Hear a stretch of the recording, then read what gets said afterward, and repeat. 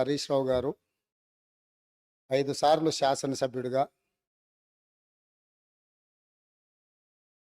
నా తెలిసక్క లెక్కలు 5 సార్లు. ఆయన ఏదో దొంగ లెక్కలు కలుపుకొని వేయడని చెప్తుంటాడు కానీ ఆయన ఎన్నికైందే 2005లా, 2005, 2009, 2014, 2018, 2023. ఇంకా అన్ని రాసుకోండి, బై ఎలక్షన్స్ రాసుకోండి, వాళ్ళ మామ గెలిచినవి కూడా ఆయన దాంట్లో రాసుకోండి, ఏం అభ్యంతరం లేదు. వారు వివిధ హోదాలలో వారు పనిచేయడం జరిగింది. 2014 నుంచి 2018 వరకు వారే సాగునీటి పారుదల శాఖ మంత్రిగా పనిచేసిండ్రు. వారి తర్వాత మాజీ ముఖ్యమంత్రి గారు చంద్రశేఖరరావు గారు సాగునీటి పారుదల శాఖ మంత్రిగా పనిచేసిండ్రు. అంటే ఈ 9.5 సంవత్సరాలు వాళ్ళ కుటుంబము తప్ప ఇతరులు ఎవ్వరు సాగునీటి పారుదల శాఖ మంత్రిగా పనిచేయలేదు.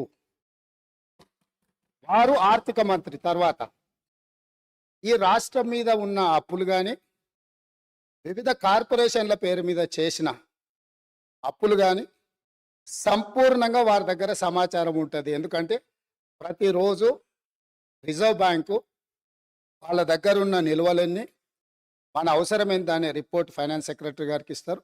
ఫైనాన్స్ సెక్రటరీ గారికి ఇచ్చినట్టే అది ఫైనాన్స్ మినిస్టర్ ఇచ్చినట్టే. ఇప్పుడు నేను వారు పదే ఎన్నికల సందర్భంలో కాళేశ్వరం ప్రాజెక్టు అంచనాలే 80,000 కోట్లు, 1,00,000 కోట్ల అవినీతి జరిగిందని ఎట్లా అంటారు?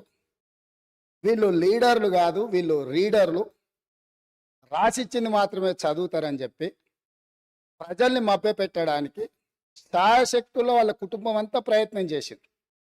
సరే, మేమేం చెప్పినాం, వాళ్ళు ఏం చెప్పినారు, ప్రజల అనేది పక్కన పెడితే వాస్తవాలు అనేటివి కొన్ని ఉంటాయి. ఆర్థిక శాఖ ఉన్నది. ఈరోజు ఆర్థిక శాఖకు మొన్నటి వరకు పనిచేసిన మంత్రి గారు పేజీ నెంబర్ 21 వారు చూసుకోవాలి తమరి ద్వారా, మిగతా సభ్యులు కూడా. ఇప్పుడు ప్రభుత్వం ఇచ్చిన నివేదిక ఏదైతే ఉందో పేజీ నెంబర్ 21లో ప్రభుత్వ హామీతో ఎస్పీవీల ద్వారా సేకరించబడి ప్రభుత్వమే చెల్లింపులు చేయబడతాయి అని చెప్పిన దాంట్లో మొట్టమొదటి Kaleshwaram irrigation project corporation limited sanctioned loan 97,000 కోట్ల 449 97,449 కోట్ల రూపాయలు రుణం మంజూరైంది. ఇందులో లోను విడుదలయ్యింది 79,287 కోట్ల రూపాయలు. నేనిప్పుడు తమరి ద్వారా ఆర్థిక మంత్రి గారిని సూటిగా ప్రశ్నించదలుచుకున్నా. మాజీ వాళ్ళు అనుకోవాలి ఆ భ్రమలలోనే ఉంటే బయటికి పోతారు. అయితే ఈరోజు అధికారిక లెక్కలు ఇవి కార్పొరేషన్ ద్వారా లోన్లు చేయబడిన అప్పు 97,449 కోట్లు. ఇవి కాకుండా కాళేశ్వరం ప్రాజెక్టుకు రాష్ట్ర ప్రభుత్వం ఖర్చు పెట్టింది. వాటి వివరాలను కూడా తీసుకొని మేము ఇస్తాము. ఈరోజు వారు సభను మళ్ళీ మీ ముందు తప్పుదో పట్టిస్తున్నారు. కాబట్టి సభలో సంపూర్ణమైన సమాచారంతో అనుభవంతో ఆ సభ్యులు మాట్లాడితే మాకు ఎలాంటి అభ్యంతరం లేదు. కానీ సభ ద్వారా తెలంగాణ రాష్ట్ర ప్రజలని తప్పుదోవ పట్టించి కాళేశ్వరం అద్భుతం అని చెప్పుకునే ప్రయత్నం ఏదైతే చేస్తుండ్రో, ఈ సభ ఇచ్చిన అవకాశాన్ని దుర్వినియోగం చేయడం అనేది ఇది దుర్మార్గమైన చర్య. కాళేశ్వరం ప్రాజెక్టు పూర్తి అంచనాలు నేను ఆర్థిక శాఖకు ఆదేశాలు ఇచ్చిన. రేపు మా సాగునీటి పారుదల శాఖ మంత్రి గారు మాట్లాడేటప్పుడు టోటల్గా వేసిన అంచనా ఎంత, అందులో కార్పొరేషన్ పేరు మీద మంజూరైన లోన్లు ఎంత, మంజూరైన లోన్ల నుంచి ఇప్పటి వరకు వినియోగించుకున్న నిధులెన్ని, అదేవిధంగా రాష్ట్ర ప్రభుత్వం తన బడ్జెట్ నుంచి ఖర్చు పెట్టిన నిధులెన్ని, వీటన్నిటిని వివరాలను మళ్ళీ అక్కడ చెప్తాం. కాబట్టి ఇప్పుడు నేనేం చెప్పదలుచుకున్నా అంటే, వారు మాట్లాడుతున్నది లోపభూయిష్టమైన అబద్ధము. కాళేశ్వరం ప్రాజెక్టు యొక్క అంచనాలు 80,000 కోట్లు కాదు, లోన్లే 97,449 కోట్ల రూపాయలు ఆల్రెడీ లోన్లు మంజూరు తెచ్చుకున్నారు. రాష్ట్ర ప్రభుత్వం ఖర్చు పెట్టింది. మొత్తానికి వీళ్ళు వేసి అంచనాలు లెక్కలేస్తే అది ఎక్కడికో వెళ్తుంది. అదొకటి అధ్యక్ష. రెండవది, ఇంతకుముందు మంత్రులు జూపల్లి కృష్ణారావు గారు మాట్లాడబోతుంటే పాపం వారిని దబాయించే ప్రయత్నం చేస్తున్నారు. నేను రెండు విషయాలు ఇక్కడ చెప్పదలుచుకున్నా. ఆర్థిక మంత్రి గారే కాళేశ్వరం మీద పెట్టిన నివేదికలో, రాష్ట్ర ప్రభుత్వం ఇచ్చిన నివేదికలో వీళ్ళు చెప్పింది కాళేశ్వరం ప్రాజెక్టు కట్టడం ద్వారా ఆ నీళ్లు రైతులకు అమ్ముతాము, ఆ నీళ్లు ఇండస్ట్రీస్కి అమ్ముకుంటాము, ఇట్లా ఈ ప్రాజెక్టు ద్వారా నీళ్ళన్నీ పైసలకే అమ్ముతాం, ఉచితంగా ఎవరికి ఇయ్యము, వ్యవసాయంతో సహా. ఏం చూపించిండ్రు? ఒక్క సంవత్సరానికి ఆదాయం 5,199 కోట్ల రూపాయల ఆదాయం వస్తుంది.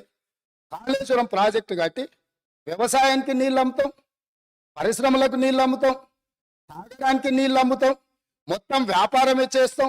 మా ప్రభుత్వం ఉన్నదే వ్యాపారం చేయడానికి. మా ప్రభుత్వం సేవ చేయదు, మా ప్రభుత్వం ప్రజలకు సహాయం చేయదు, వ్యాపారం చేస్తాము.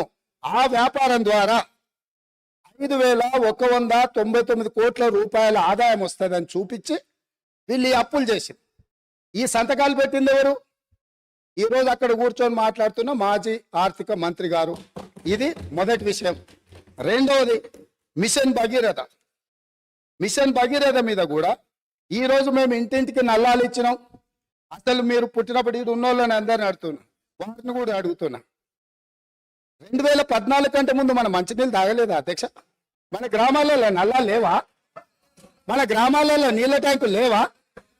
మీరు వచ్చినాకనే శివుడి తల మీద ఉన్న గంగను భూమి మీదకి తెచ్చి, భూమి మీద ఉన్న గంగను కాళేశ్వరంలోకి పారించి, కాళేశ్వరం ఉన్న గోదావరి జలాలను మన ఇంట్లలో నల్ల ద్వారా ఇచ్చి మన జీవితాలు ధన్యమైనట్టు, అదేదో వీళ్ళు అద్భుతం చేసినట్టు, అదేదో ఉచితంగా ఇస్తున్నట్టు.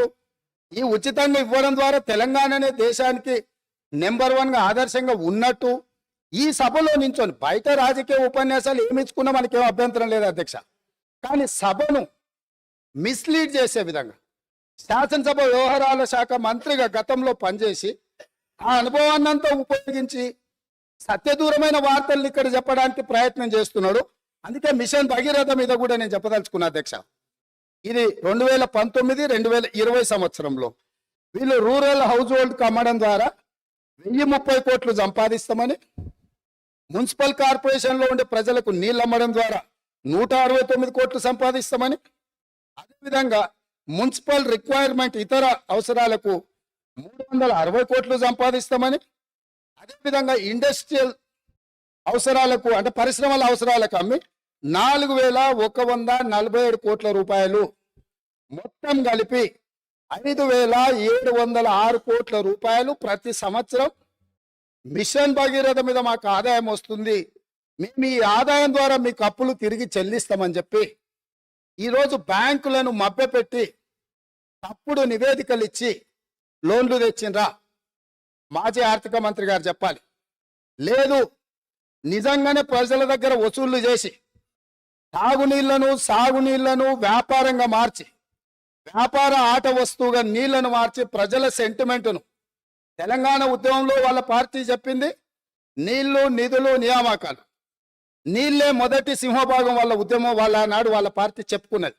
ఆ నీళ్ల ద్వారా వ్యాపారం చేసి దాదాపుగా ఒక్క కాళేశ్వరం ద్వారానే 5,199 కోట్లు, మిషన్ భగీరథ ద్వారా 5,706 కోట్లు, అంటే 10,800 కోట్ల రూపాయలు రైతులను, పేద ప్రజలను ముక్కువిండి వసూలు చేస్తామని ఈ నివేదికలు ఇచ్చి అడ్డగోలుగా 1,000 కోట్ల రూపాయల అప్పులు తెచ్చి ఇప్పుడు ఈ అప్పులను బయట పెట్టినప్పుడు అవును మా చేతగానితనం వల్ల, మా నిస్సహాయత లేకపోతే అవగాహన లోపం వల్ల ఈరోజు ఇట్లా తప్పు జరిగింది, కాబట్టి దీన్ని సరిదిద్దుకోవడానికి ప్రధాన ప్రతిపక్షంగా ప్రభుత్వానికి సహకరిస్తామని ముందుకు వస్తాము అని మాట్లాడాల్సిన విషయాలను పక్కన పెట్టి ఈరోజు దబాయిస్తుంది. ఇంకొకటి అధ్యక్ష, ఇంతకుముందే వారు మాట్లాడుతూ